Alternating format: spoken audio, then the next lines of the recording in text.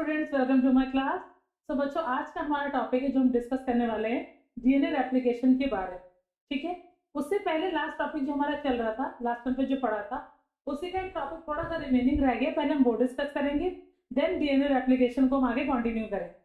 तो चलो भाई, सबसे पहली चीज हमें समझनी है टाइप ऑफ न्यूक्लिक एसिड। कितनी तरह के न्यूक्लिक एसिड होते हैं? तो मैंने आपको बताया था कि अगर हम न्यूक्लिक एसिड की बात करें, ठीक, तो जो न्यूक्लिक एसिड है आपके वो कुल दो तरीके के, first one is DNA and second one is R. ठीक है, डीएनए का फुल फॉर्म आप सभी को पता है, डीऑक्सी राइबोन्यूक्लिक एसिड, और आरएनए का फुल फॉर्म है राइबोन्यूक्लिक एसिड। ठीक है, डीएनए हम पढ़ भी चुके हैं, अब हम डिस्कस कर लेते हैं आरएनए के बाद। जो आरएनए है वो तीन टाइप्स के होते हैं, ये मैंने आपको पहले बताया हुआ है प्रीवियस क्लासेस में। First one is RNA. RNA को बच्चों हम लोग क्या बोलते हैं? Ribosomal RNA. ठीक है, देन एमआरएनए, देन टीआरएनए। अब एमआरएनए को हम लोग क्या बोलते हैं? Messenger RNA. और टीआरएनए को हम लोग क्या बोलते हैं? Transfer RNA. तो ये तीन तरह के आरएनए। ठीक है, पहले हम बेसिक पढ़ेंगे तब हम डिटेलिंग में जाएंगे। अब ये तीन तरह के आरएनए, मैंने आपको कहा था कि कभी भी कोई भी न्यूक्लिक एसिड जब किसी न्यूक्लिक एसिड का फॉर्मेशन करता है तो एंजाइम कौन सी यूज होती है बच्चों? पॉलीमरेजेस। यही बताया था मैंने आपको। ठीक है, फिर मैंने आपसे बताया था कि अगर डीएनए से डीएनए बनेगा तो एंजाइम का नाम क्या होगा? जो भी प्रोडक्ट बन रहा होगा पॉलीमरेजेस के आगे आपको सिर्फ उसका नाम लिखना। ठीक है, जैसे मैं आपसे कहूं कि डीएनए से आरएनए बन रहा तो पॉलीमरेजेस का नाम क्या होगा बच्चों, बताओ? RNA polymerases. जो बन रहा है उसको आगे लिख दो पॉलीमरेज के। तो डीएनए से आरएनए का फॉर्मेशन कौन कर रहा है? RNA polymerase. क्लियर हो गया? अब कितने तरह के आरएनए बन रहे हैं? आप कहोगे तीन तरह के बन रहे हैं, मतलब हमें कितने आरएनए पॉलीमरेजेस की रिक्वायरमेंट है? तो आप कहोगे हमें तीन तरह के आरएनए पॉलीमरेजेस की रिक्वायरमेंट है। ठीक है, तो सबसे पहले आपको ये सीक्वेंस याद रखना, RMT। तो RNA polymerases first form DNA to rRNA। ठीक है, DNA to mRNA using RNA polymerase second. ठीक है, और इसी डीएनए से जब टीआरएनए का फॉर्मेशन होता है तो हम यूज करते हैं आरएनए पॉलीमरेज थर्ड। इतना क्लियर हो गया? बहुत अच्छे से। चलो अब अगली चीज समझते हैं। हमारे पास बेटा ये सेल है, ठीक है, सेल के सेंटर में हमने न्यूक्लियस ड्रॉ कर लिया। अब जो न्यूक्लियस का स्ट्रक्चर आप देख रहे हो उसमें आपको मैंने बता रखी कुछ चीजें। एक कुछ इस तरीके का स्ट्रक्चर होता है, उसको हम लोग बोलते हैं न्यूक्लियोलस। न्यूक्लियोलस। और जो लिक्विड वाला रीजन, उस लिक्विड रीजन को हम लोग बच्चों क्या बोलते हैं? न्यूक्लियोप्लाज्म। क्या बोलेंगे? न्यूक्लियोप्लाज्म। ठीक है, इतना समझ में आया? अब यहां पे क्या प्रेजेंट है? ये है, हो गया आपको क्रोमैटिन थ्रेड्स। क्रोमैटिन थ्रेड, तीन चीजें हो गई। क्रोमैटिन थ्रेड क्या है बताओ? आपको पढ़ाया हुआ क्रोमैटिन थ्रेड क्या होता है? Chromatin thread is a loose form of chromosome. ठीक है, और क्रोमोसोम किससे मिलकर बनता है? DNA and protein. क्लियर है? अब देखो आगे, तो यहाँ पे मैं क्रोमैटिन थ्रेड को कंटेन कर रहा है क्या? डीएनए। अब ये तीन तरह के जो आरएनए बन रहे हैं ये एग्जैक्टली बनते कहाँ हैं? कहोगे न्यूक्लियस के अंदर। ध्यान से सुनिए सारे, ये जो तीन तरह के आरएनए फॉर्म हो रहे हैं ये एग्जैक्टली कहाँ फॉर्म होते हैं? कहोगे न्यूक्लियस के अंदर। अब जो आरएनए है वो कहाँ बनता है? तो आरएनए बेटा बनता है न्यूक्लियोलस। कहाँ बनता है? न्यूक्लियोलस। ठीक है। जबकि एम और टी आरएनए जो होते हैं वो कहाँ प्रेजेंट होते हैं, न्यूक्लियोप्लाज्म फॉर्म होते हैं। ठीक है, याद रहेगा। राइबोसोमल आरएनए कहाँ होता है न्यूक्लियस में, कहोगे न्यूक्लियोलस वाले रीजन में, जबकि एमआरएनए और टीआरएनए कहाँ प्रेजेंट होते हैं, न्यूक्लियोप्लाज्म। तो ये मैंने आपको सारी बेसिक इंफॉर्मेशन प्रोवाइड कर दी। अब आपको ये थ्योरी गिवन है, बहुत अच्छे समझ, ठीक है। अच्छा भाई, डीएनए आपने पढ़ रखा है। डीएनए क्या है, मैक्रोमोलेक्यूल है, ठीक है, डबल हेलिकल फॉर्म में है और उसके थाउजेंड्स ऑफ सब यूनिट्स हैं। कहाँ कहाँ डीएनए लोकेटेड होता है, न्यूक्लियस में, ठीक है। कैसा होता है न्यूक्लियस में, तो आपको लीनियर फॉर्म में होता है। कैसा होता है बच्चों, लीनियर फॉर्म में। जबकि माइटोकॉन्ड्रिया और क्लोरोप्लास्ट कौन से फॉर्मेट में होता है, आपको सर्कुलर फॉर्म में होता है। क्लियर है ना। फिर आगे देखें, अब ये करता क्या है, डीएनए जो है वो स्टोर करता है कोडेड इंस्ट्रक्शंस को, ताकि वो सेल की रिक्वायरमेंट की बेसिस पे उस पर्टिकुलर सेल को प्रोटीन प्रोवाइड कर पाए। जैसी प्रोटीन की रिक्वायरमेंट हो, डीएनए वैसे इंस्ट्रक्शन देगा एमआरएनए। ठीक है, क्लियर हो गया। नेक्स्ट एमआरएनए की बात करें। अब डीएनए कैसा था, आप कहोगे डबल स्ट्रैंडेड। अब चाहे वो सर्कुलर हो चाहे वो लीनियर हो, दोनों ही डीएनए कहते थे डबल स्ट्रैंड। बट आरएनए कैसा होता है, आपको सिंगल स्ट्रैंड, जस्ट लाइक, और उसमें हंड्रेड्स ऑफ सब यूनिट होती है। इसमें थाउजेंड्स ऑफ सब यूनिट है, इसमें हंड्रेड्स ऑफ सब यूनिट। कहाँ लोकेटेड है बेटा, जहां जहां डीएनए है वहां वहां आरएनए भी होगा। तो न्यूक्लियस में है, मैंने आपको लोकेशन बता दी पूरी। उसके अलावा न्यूक्लियस में ये बनते हैं, लेकिन इनका जो मोड ऑफ एक्शन है, जब ये अपना काम करें तो किस प्लेस पे करेंगे, तो आप कहोगे साइटोप्लाज्म में और राइबोसोम। तो आरएनए का जो मोड ऑफ एक्शन है वो राइबोसोम पे है, जबकि टीआरएनए का जो मोड ऑफ एक्शन है वो साइटोप्लाज्म। फॉर्म कहाँ हो रहा है, न्यूक्लियस के। बट जब अपना मोड ऑफ एक्शन मतलब अपनी वर्किंग एफिशिएंसी शो करेंगे तो कहाँ शो करेंगे, टीआरएनए शो करेगा साइटोप्लाज्म में और आरआरएनए शो करेगा राइबोसोम। उसकी भी फुल डिटेलिंग अभी हम आगे पढ़ेंगे, ठीक है। फिर देखिए, अब ये जो एमआरएनए है वो बनता कैसे है। अब यहाँ पर टर्म आ गया बच्चों डीएनए टेम्पलेट। अब ये मैंने आपको अभी तक नहीं बताया कि व्हाट इज डीएनए टेम्पलेट। तो चलो भाई हम थोड़ा शॉर्ट में उसको भी समझ लेते हैं। ये देखो हमारे पास डीएनए, ये डीएनए के दो स्ट्रेच है हमारे, डबल स्टैंडर्ड होता है। एक की लोकेशन है बच्चों 3 to 5 और दूसरे की है 5 to 3, डबल स्टैंडर्ड। अच्छा, अब आपको एक चीज याद रखनी कि जो भी नया आरएनए बनेगा, जो भी न्यू आरएनए बनेगा, उसकी लोकेशन फिक्स है 5 to 3। समझ में आ रहा है, जो भी न्यू आरएनए बनेगा उसकी लोकेशन क्या है, फिक्स है 5 to 3। अब 5 to 3 किसके अपोजिट में बनेगा बताओ, आप कहोगे 3 to 5 के अपोजिट में आएगा 5 to 3। तो जिसके अपोजिट में एमआरएनए बनता है उस स्ट्रैंड को हम लोग बोलते हैं हमेशा टेम्पलेट स्ट्रैंड, और टेम्पलेट के अपोजिट में जो होता है उसको हम लोग बोलते हैं कोडिंग स्ट्रैंड। समझ में आया। डीएनए का वो स्ट्रैंड जो आरएनए बनाता है उस स्ट्रैंड को हम लोग क्या बोलते हैं, टेम्पलेट स्ट्रैंड। अब टेम्पलेट स्ट्रैंड को टेम्पलेट क्यों कहते हैं ये भी समझिए। डीएनए हमारा डबल स्टैंडर्ड स्ट्रक्चर है, ठीक है। आरएनए जो बनेगा वो सिंगल स्टैंडर्ड स्ट्रक्चर है।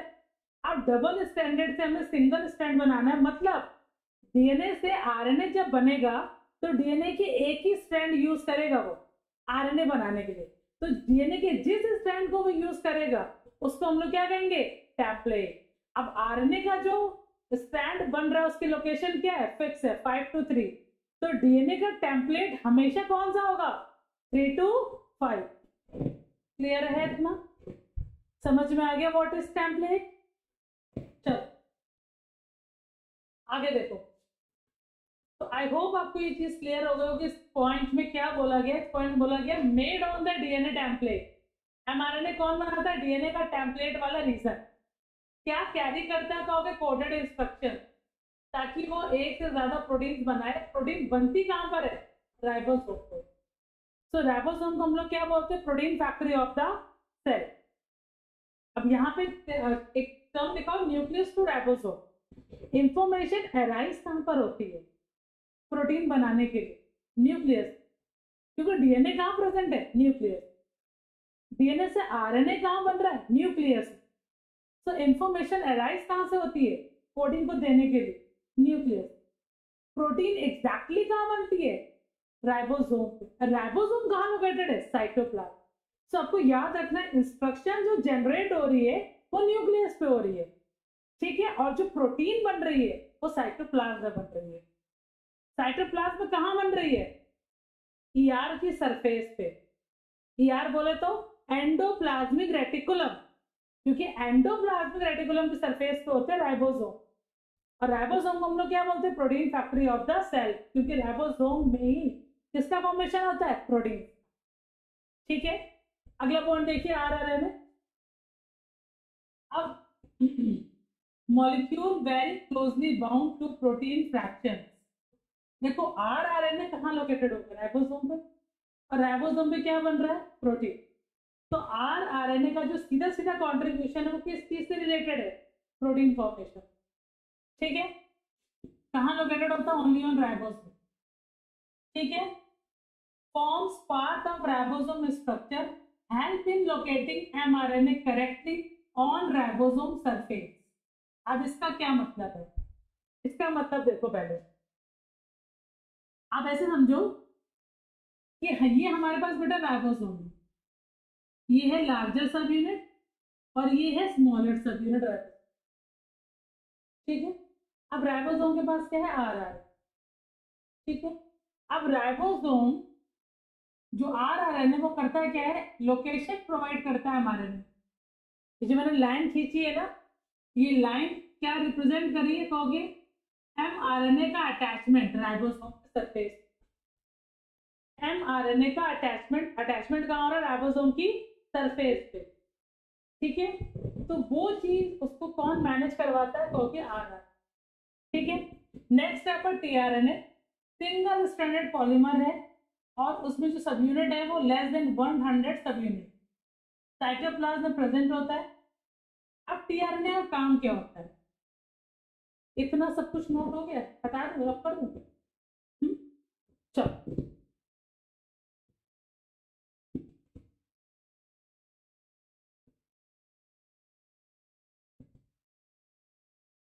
हाँ भाई देखो, अब टीआरएनए एग्जैक्टली क्या करता है, ये थोड़ा सा तुमको बहुत अच्छे से बताती हूँ सारी चीजें। आपको समझना क्या है, हमारी बॉडी में साइटोप्लाज्म के अंदर 20 टाइप्स के अमीनो एसिड, कौन क्या है, 20 टाइप्स के अमीनो एसिड। ठीक, अब इन 20 टाइप्स के अमीनो एसिड को टेक ऑफ करने के लिए, ठीक, या फिर उनको लेने के लिए 20 टाइप के स्पेसिफिक टीआरएनए होते हैं। समझ, हमारी बॉडी में है तो अमीनो एसिड बहुत सारे, बट जो रिकॉग्नाइज्ड है, जिनके बारे में हमें नॉलेज है, वो है 20।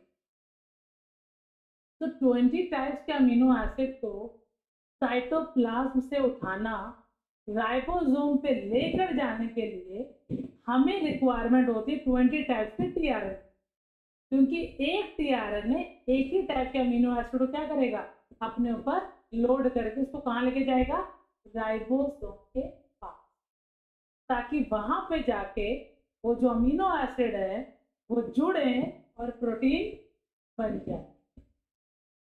है समझ में, क्लियर है, यही पॉइंट लिखा हुआ, many kind of tRNA tell amino acid carrier. ठीक, many kinds of tRNA act as amino acid carrier, take specific amino acid from cytoplasm to mRNA template on ribosome.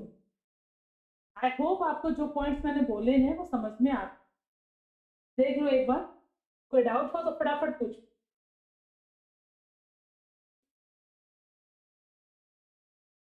कोई डाउट है? अब इस पूरे की एक समरी बता दो, ठीक, ताकि हमेशा समझ में आ जाए, मतलब हमेशा के लिए आ जाए कि how proteins are formed inside ribosome. ठीक है, तो देखो भाई, ये हमारे पास क्या है? डीएनए। ठीक है, ये हमारे पास क्या है? डीएनए। डीएनए का कौन सा पार्ट है? आपको टेम्पलेट।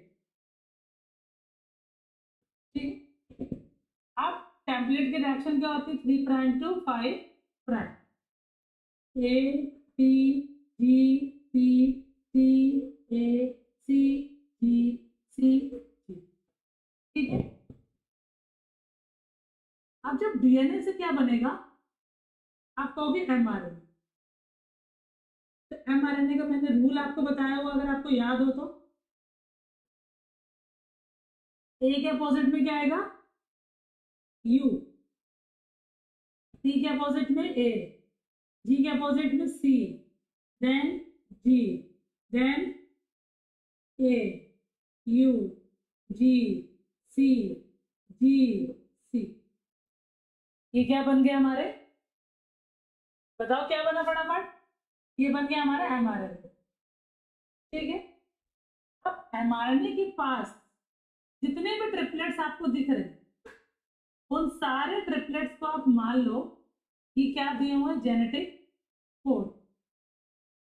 Genetic code. ठीक है, क्लियर है? अच्छा भाई, अब ये जो जेनेटिक कोड है, इन जेनेटिक कोड्स को उठाएगा कौन? इस जेनेटिक कोड को अलग टीआरएनए उठाएगा, इस वाले को अलग टीआरएनए उठाएगा, इस वाले को अलग टीआरएनए। ठीक है, 3 अलग अलग जेनेटिक कोड को 3 अलग अलग टीआरएनए ने क्या किया? उठाया, और कहाँ लेके गया? साइटोप्लाज्म के पास। अब साइटोप्लाज्म के पास वो क्या देखेगा? यूएसी के अपोजिट में क्या आना चाहिए? बताओ। ए यू जी, जिसको हम लोग क्या बोलते हैं? आओ जी। ठीक, किसको कोड करता है ये? मैथ्योनिन नाम की अमीनो एसिड को दिया गया था उसको, ध्यान से सुनिए सारे लोग, दिया गया था यूएसी, उठा के क्या लाया? टीआरएनए, इसका जस्ट अपोजिट। अब देखो डीएनए बिल्कुल सीधा हो गया, A T G A U G, similar है, पर डीएनए में टी आएगा और आरएनए में यू आएगा। तो जो डीएनए ने कोडिंग दी थी, उसी कोडिंग के अमीनो एसिड को किसने उठा लिया है? टीआरएनए। कहां से उठाया है? साइटोप्लाज्म। अब इसके अपोजिट में क्या आएगा? बताओ। सी यू ए, ये एक अलग अमीनो एसिड। ठीक है, ऐसे अलग अलग टीआरएनए सब कहां पहुंचेंगे? राइबोसोम के पास। और राइबोसोम पे जाके सारे अमीनो एसिड क्या हो जाएंगे? जुड़ जाएंगे, और किसका फॉर्मेशन होगा? प्रोटीन। तो इस तरीके से प्रोटीन बनते हैं, और ये है इनकी कोडेड इंस्ट्रक्शन, जिसको कौन फॉलो कर रहा है? टीआर। ठीक है, यहां तक समझ में आ गया, आगे भी समझ में आएगा जब आप पढ़ोगे, तो ये बेसिक था बिल्कुल। ठीक है, कोई डाउट हो तो फटाफट बताओ। कोई डाउट नहीं है? चलो अब आगे देखो, अब हम स्टार्ट करने जा रहे हैं डीएनए रेप्लिकेशन। अब ठीक, तो चलो देखो,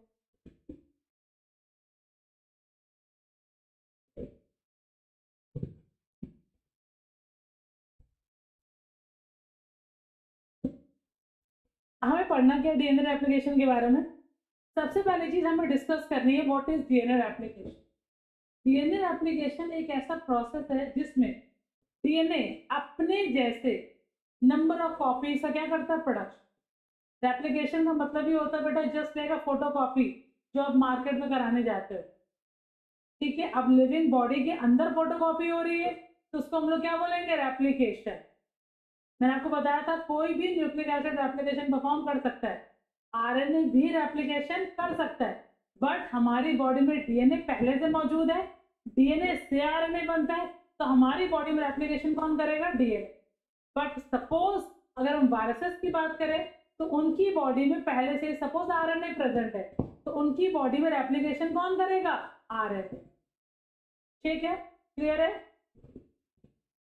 चलो भाई, बहुत आसान है, फटाफट समझ में आ जाएगा।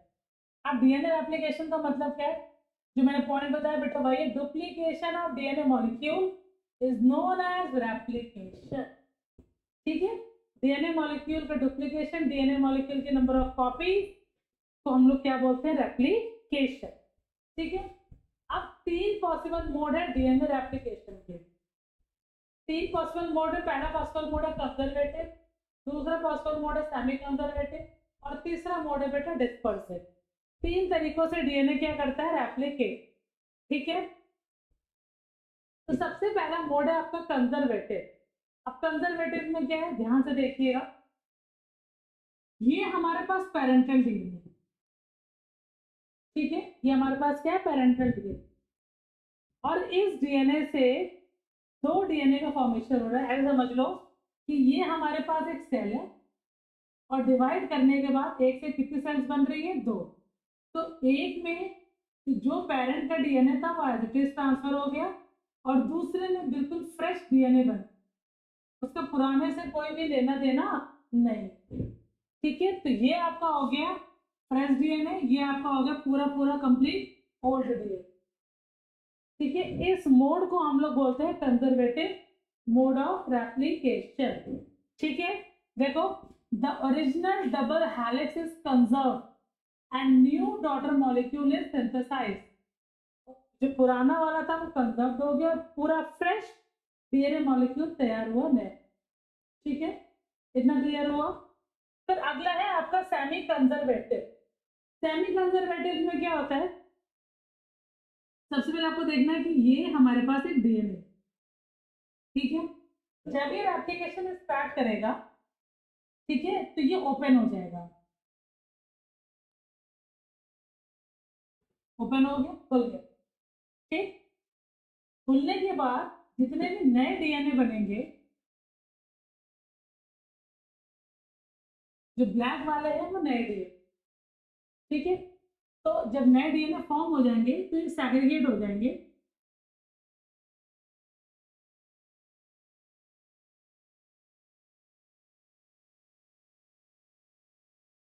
तो आप देखो, इस पे एक ओल्ड है और एक न्यू, तो इस फॉर्म को हम लोग क्या बोलते हैं? Semi conservative. ठीक है, और यही सेमी कंजर्वेटिव जो नेचर है उसका एक्सपेरिमेंटली प्रूफ किया था मेसेल्सन एंड स्टॉल नाम के साइंटिस्ट। और ये क्वेश्चन आपको 100% एग्जाम में मिलेगा कि लिविंग सेल के अंदर जो डीएनए प्रेजेंट है उसका नेचर कैसा है, उसका मोड ऑफ रेप्लिकेशन कैसा है। तो आपका आंसर क्या होना चाहिए? Semi conservative in nature. ठीक है, जिसको एक्सपेरिमेंटली प्रूफ किया था मेसेल्सन और स्टाल ने, अभी हम आगे वो भी पढ़ेंगे। ठीक है, फिर आगे देखें।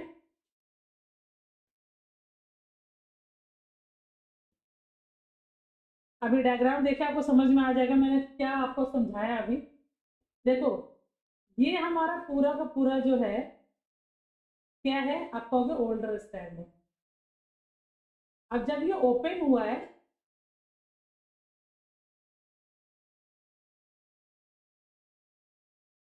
ठीक है, ये ओल्डर, जितना रेड वाला वो ओल्डर, और जितना न्यू बना है ये आपको दिख रहा है न्यू। तो इसमें एक स्टैंड ओल्ड है और एक स्टैंड क्या है? New. This is called semi conservative in nature. अभी हम ये पढ़ेंगे कि ये स्टेप एग्जैक्टली कैसे परफॉर्म हो रहे हैं। ठीक है, थर्ड स्टेप देखो, डिस्पर्सिव। डिस्पर्सिव में क्या है?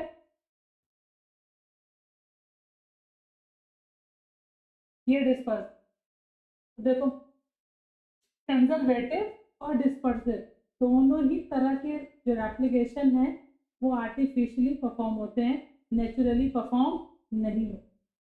ठीक है, देखो भाई, ये हमारे पास है पेरेंटल डीएनए पूरा का पूरा, ठीक है, पेरेंटल डीएनए। अब जब ये रेप्लिकेट करेगा तो जो पेरेंटल डीएनए आपको डार्क लाइट दिख रहा होगा, देखो डार्क है लाइट है, डार्क है लाइट है, डार्क है। अभी तक हमने क्या पढ़ा कि कंप्लीट स्ट्रैंड, एक पूरा स्ट्रैंड नया होगा और एक पूरा स्ट्रैंड पुराना होगा। इसमें कंडीशन क्या है कि जो नया बन रहा है उसमें जगह जगह पर पुराना भी ऐड हो। देखो डायग्राम, ये नया बना, फिर ये नया बना, ये नया बना, देन ये नया। तो मोज़ैक पैटर्न में ओल्ड और न्यू क्या है, कंप्लीट फॉर्म में नहीं है। क्या आप अलग अलग करो तो आपको एक स्टैंड कंप्लीट न्यू मिल जाए और एक स्टैंड आपको कंप्लीटली ओल्ड मिल जाए। इसमें क्या मोज़ैक पैटर्न में जो डीएनए है आपस में क्या है, न्यू भी उसी में और ओल्ड भी उसी में, बट मोज़ैक पैटर्न।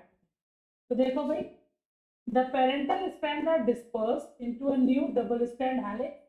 ठीक है, जो पेरेंटल स्ट्रैंड है वो क्या है, न्यू वाले डीएनए के स्ट्रैंड्स में डिस्पर्स हो रहे, कहीं कहीं पे क्या है, मोज़ैक पैटर्न में प्रेजेंट। सो इस टाइप के एप्लीकेशन हम लोग क्या बोलते हैं, डिस्पर्सिव।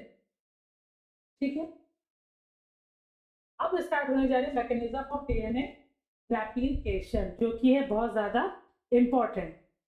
ठीक है, बहुत ध्यान से सुनना, बिल्कुल भी चीजें स्किप मत करना। देखो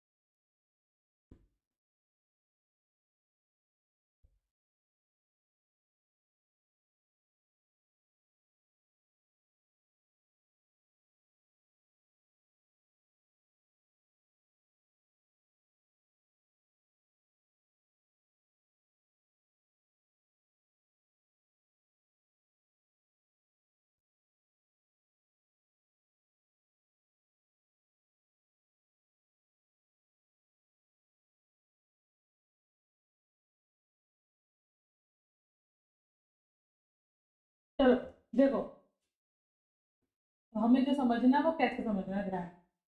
हम पहले रफली आपको पूरा डीएनए एप्लीकेशन एक्सप्लेन करेंगे, फिर जाके हम थ्योरी उसकी पढ़ें। ठीक है, तो देखो, सबसे पहली चीज, ये हमारे पास डीएनए, ये हमारे पास नॉर्मल डीएनए। ठीक है, अब डीएनए का साइज अगर आप देखो, अगर आपको पता रखा है हमारी बॉडी में जितने सेल्स हैं, अगर आप उन सब के डीएनए को एक साथ जोड़े, ठीक है, तो उसका साइज क्या आएगा, 6000 मिलियन माइल्स लॉन्ग, इतना बड़ा डीएनए। जब कभी भी रेप्लिकेशन स्टार्ट होता है तो कंप्लीट डीएनए में रेप्लिकेशन नहीं होता है। डीएनए के कुछ पोर्शन में, पर्टिकुलर सेगमेंट में क्या परफॉर्म होता है, रेप्लिकेशन। ठीक है, अच्छा तो, और वही रेप्लिकेशन आ गया क्या करता, कंटिन्यू करता। तो सबसे पहले जब रेप्लिकेशन स्टार्ट होगा तो जो डीएनए है आपका वो क्या हो जाएगा, अनबाइंड। क्या हो जाएगा, अनबाइंड। अनबाइंड का मतलब है कि जो भी हमारे पास डीएनए है वो ओपन हो गया, खुल गया। ठीक है, अब खुला कैसे है उसको सब देखो, यहाँ पे एक एंजाइम लगे जो डीएनए को यहाँ से क्या करेगी, काटना शुरू कर, तभी आपका डीएनए क्या होगा, ओपन। तो कौन सी ऐसी एंजाइम्स है जो डीएनए को अनबाइंड करेगी, तो आप कहोगे, देखो, तो यहाँ पे एक एंजाइम है आपकी प्राइमेस, और साथ उसके चल रही है हेलिकेज। दो एंजाइम, ठीक है, तो दोनों जो एंजाइम्स है वो करेंगी क्या, डीएनए को ओपन करेंगे। जैसे डीएनए को वो खोलना चालू करेंगे तो डीएनए अनबाइंड होना स्टार्ट। अब जो डीएनए खुल गया है, ठीक है, वो दोबारा से रैप ना हो, तो डीएनए के दोनों एंड्स पे क्या लग जाएंगी, आप कहोगे एस एस बी।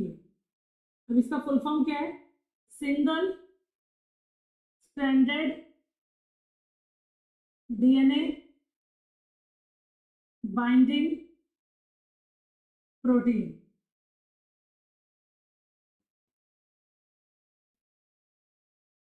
समझ में आया? अभी आपको इतना समझ में आया मैंने आपको समझाया?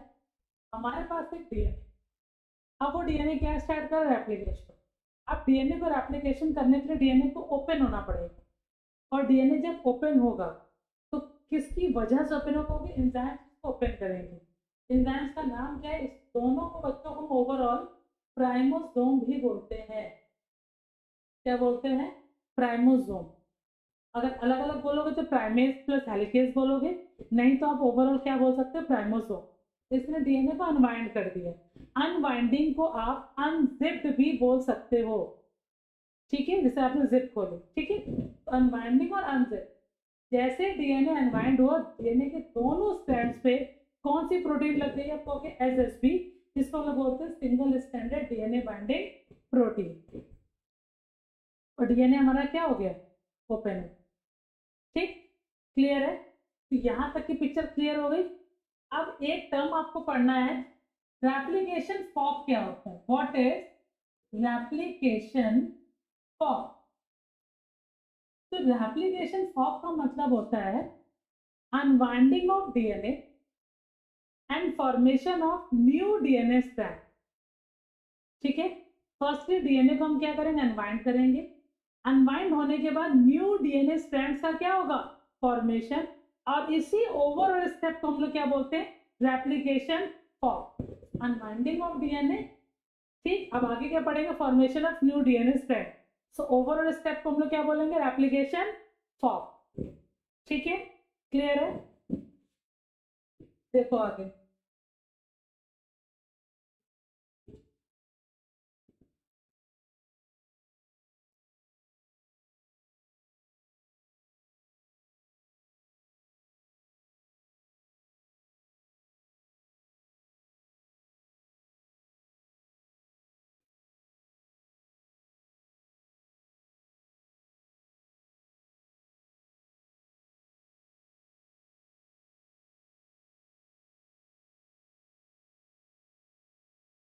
ये हमारे डीएनए के दोनों स्ट्रैंड्स हैं, ठीक है। अब किसी पर्टिकुलर प्लेन से जो डीएनए के दोनों स्ट्रैंड है वो आपस में कनेक्टेड भी रहे, कभी भी पूरा डीएनए ओपन नहीं होता। तो जिस जगह से कनेक्टेड रहेंगे वहां पर कौन सी एंजाइम है आपकी? टोपो आइसोमेरेज। टोपो आइसोमेरेज ये डीएनए को एक एंड से क्या करती है? होल्ड करती है। ठीक है, अच्छा भाई, तो अभी हमने यही पढ़ा, डीएनए हमारा अनवाइंड होता है। ठीक, अब जो हमने एंजाइम बना ली थी वो ये रही है।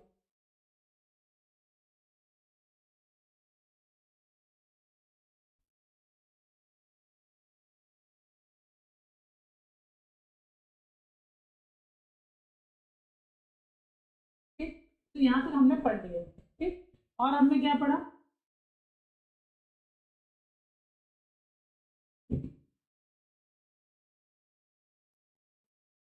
कि दोनों एंड्स पे क्या लगी हुई है?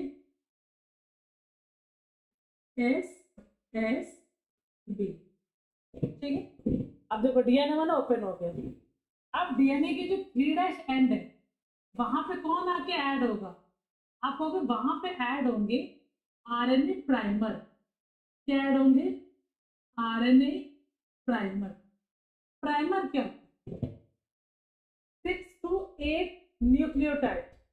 डीएनए के 6 to 8 न्यूक्लियोटाइड तो हम लोग क्या बोलेंगे? Oligo nucleotide. और उन्हीं डीएनए के फ्रैगमेंट्स को हम लोग क्या बोलते हैं? RNA fragment. ठीक है, so these are oligonucleotide. ठीक है, अब ऑलिगो न्यूक्लियोटाइड में क्या लिखोगे? जी सी, ठीक है, सी ए सी जी। ये सपोज आपका आरएनए प्राइमर है जो आके यहाँ पे लगता है। ठीक है, अब पहले से डीएनए में जो चीजें प्रेजेंट है वो देखो। अब यहाँ पे क्या चीजें होंगी?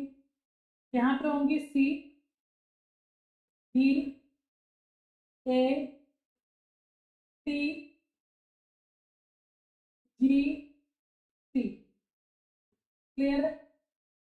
अब देखो ये जो लगे हैं ये आपस में क्या करेंगे? पेयरिंग करेंगे। जैसे पेयरिंग करेंगे मीन्स ये फ्रैगमेंट ने पेयरिंग कर।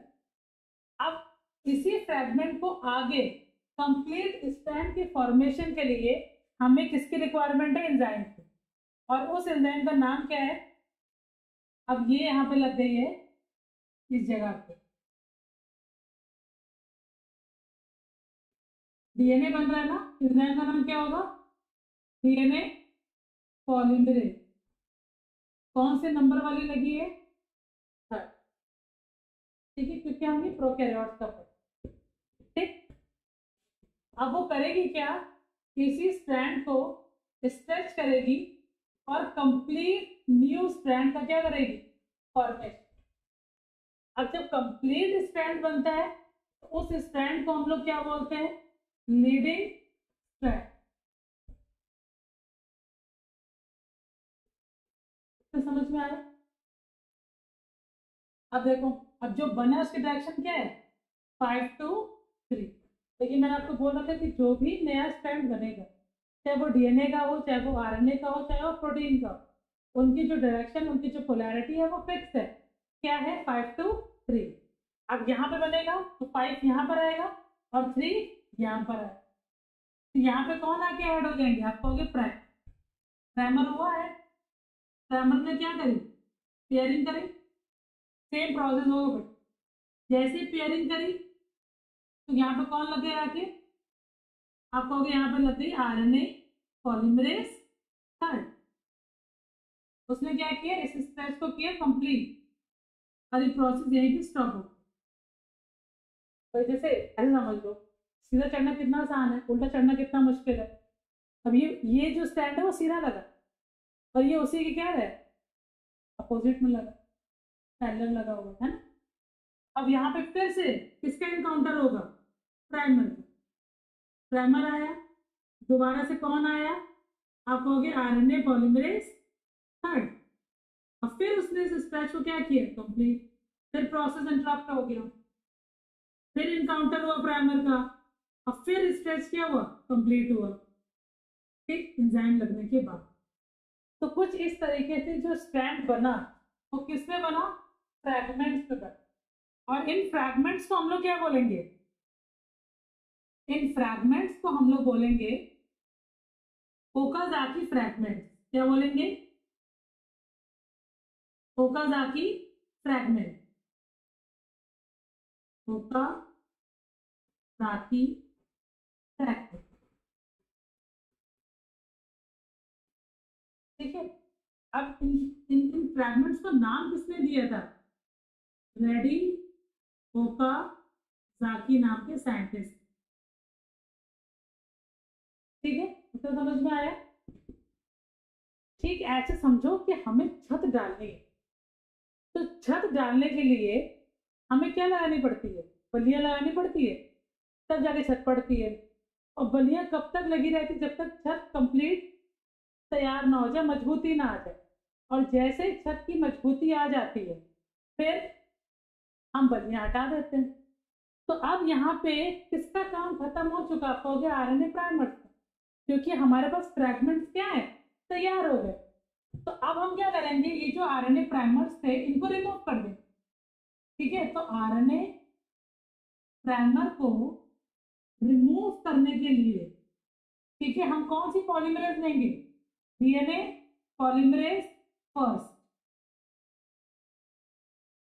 ये क्या करेगा? प्राइमर्स को रिमूव कर दे। ठीक है, अब प्राइमर जो है आपके हट गए, तो ये आपकी कंप्लीट क्या है? स्ट्रैंड। ठीक है, ये आपके स्ट्रैंड थे, 3 स्ट्रैंड। अब इन तीनों स्ट्रैंड्स को हमें आपस में जोड़ना है, तो इनके बीच में हमें कौन सा बॉन्ड तैयार करना पड़ेगा? 3' 5' फॉस्फोडाइस्टर बॉन्ड। क्योंकि यही एक ऐसा बॉन्ड है जो न्यूक्लियोटाइड्स को आपस में क्या करता है? कनेक्ट। तो हम यहाँ पे क्या करेंगे? एक एंजाइम को इंट्रोड्यूस करेंगे और उस एंजाइम का नाम है आपका, यहाँ पे हमने एंजाइम इंट्रोड्यूस कर दी और इस एंजाइम का नाम है डीएनए लाइगेज। क्या नाम है इसका? DNA ligase. ये डीएनए लाइगेज क्या चीज बनाएगी इनके बीच में? आप कहोगे इनके बीच में वो बिल्ड करेगी फॉस्फो डायस्टर बॉन्ड को, ठीक है। और फिर ये जो स्ट्रैंड आपको ब्रेक दिख रहे हैं, ये स्ट्रैंड हो जाएंगे आपके कंप्लीट, सारे टुकड़े जुड़ गए और एक कंप्लीट स्ट्रैंड का क्या हो गया, फॉर्मेशन। और जो स्ट्रैंड बना है उसका नाम क्या होगा, लैगिंग स्ट्रैंड,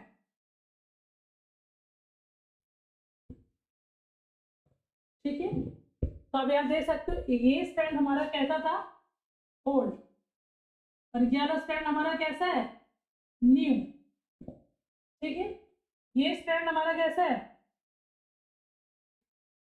ये वाला स्ट्रैंड कैसा है, न्यू, और ये वाला कैसा है, ओल्ड, ठीक। अब जैसे ही हमारे दोनों स्ट्रैंड तैयार हो जाए, देन उसके बाद क्या हो, टोपो आइसोमरेज यहाँ से हटेगी, अब ये इसमें रैप कर जाएगा।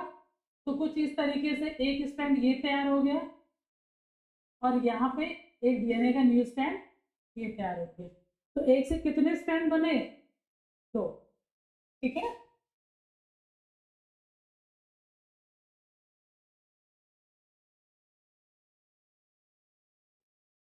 एक ओल्ड है और एक आपका न्यू, ठीक है।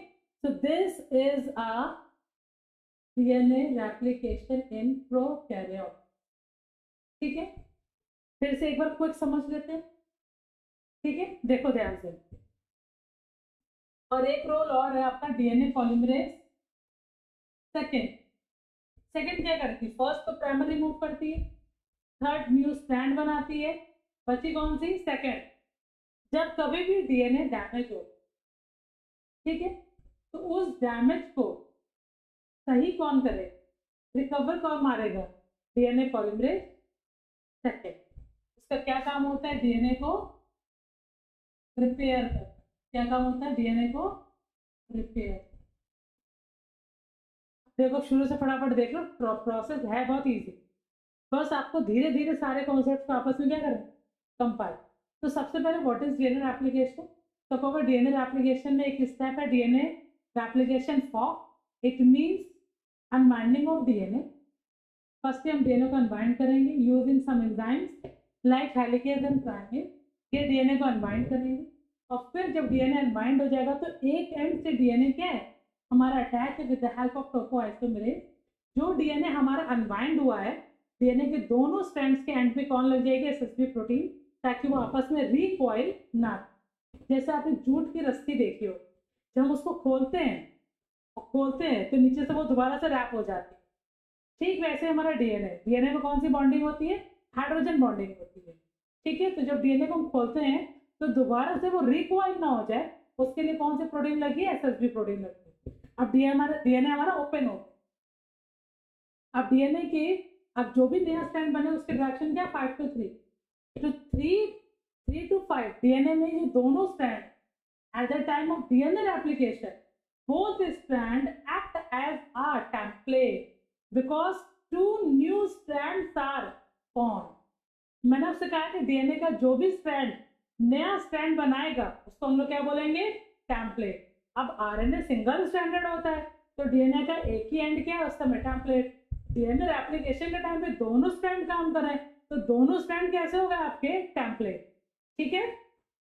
अब यहाँ पे प्राइमर ऐड हुआ, उसने पेयरिंग करी, पॉलीमरेज डीएनए पॉलीमरेज थर्ड लगे, उसने कंप्लीट स्ट्रैंड का फॉर्मेशन कर दी एक बार। तो जब एक बार में स्ट्रैंड बना without using any fragment, strand को हम लोग क्या कहेंगे, लीडिंग स्ट्रैंड, ठीक है। वही उसके अपोजिट में आरएनए प्राइमर लगा, देन पॉलीमरेजेस लगी, देन प्रोसेस क्या हो गया, इंटरप्ट हो, फिर आरएनए प्राइमर का एनकाउंटर हुआ, देन आरएनए पॉलीमरेज आई, सॉरी डीएनए पॉलीमरेज आई, ठीक है, और फिर स्ट्रैंड बना। देन अब ये प्रोसेस कितनी बार इंटरप्ट हुआ, आपको होगा 3 बार इंटरप्ट हुआ। तो इन फ्रैगमेंट्स को हमने क्या नाम दिया, ओकाज़ाकी फ्रैगमेंट। अब ओकाज़ाकी फ्रैगमेंट्स को जोड़ने के लिए हम करेंगे क्या, डीएनए लाइगेज का यूज करेंगे, ये सारे फ्रैगमेंट्स को आपस में कंपाइल कर देंगे और एक न्यू स्ट्रैंड का फॉर्मेशन करें, और उस पर्टिकुलर स्ट्रैंड को हम लोग क्या कहेंगे, लैगिंग स्ट्रैंड, ठीक है। जैसे डीएनए के दोनों नए स्ट्रैंड का फॉर्मेशन होगा, यहाँ से टोपोआइसोमरेज रिमूव हो जाएगी, और ये एसएस भी रिमूव हो जाएगी और ये आपस में क्या हो जाएंगे, दोबारा से बाइंड हो जाएंगे। तो इस तरीके से एक से कितने डीएनए का फॉर्मेशन हुआ, 2 डीएनए बने, जिसमें एक स्ट्रैंड ओल्ड था, एक स्ट्रैंड आपका न्यू था। ठीक है, यहां तक समझ में आया आपको, इसमें कोई डाउट नहीं है। ठीक है, सो आज का जो टॉपिक है हमारा यहीं पे ओवर होता है। ठीक है, अगर आपको मेरा लेक्चर अच्छा लगा तो please like, share and subscribe.